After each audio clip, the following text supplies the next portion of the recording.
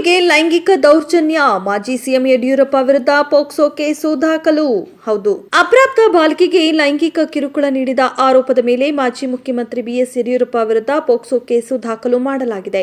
ಸಂತ್ರಸ್ತ ಬಾಲಕಿ ನೀಡಿದ ದೂರಿನ ಆಧಾರದ ಮೇಲೆ ಬೆಂಗಳೂರಿನ ಸದಾಶಿವನಗರ ಪೊಲೀಸ್ ಠಾಣೆಯಲ್ಲಿ ಯಡಿಯೂರಪ್ಪ ವಿರುದ್ಧ ಪೋಕ್ಸೋ ಪ್ರಕರಣ ದಾಖಲಾಗಿದೆ.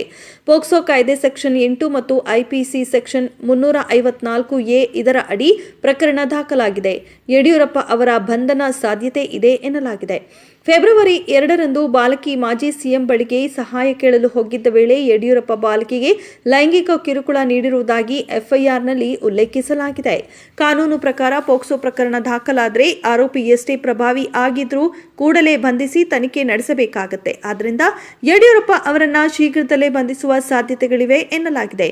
ಮಾಜಿ ಸಿಎಂ ಯಡಿಯೂರಪ್ಪ ಪ್ರಸ್ತುತ ಬಿಜೆಪಿಯ ಸಂಸದೀಯ ಮಂಡಳಿ ಸದಸ್ಯರಾಗಿದ್ದಾರೆ.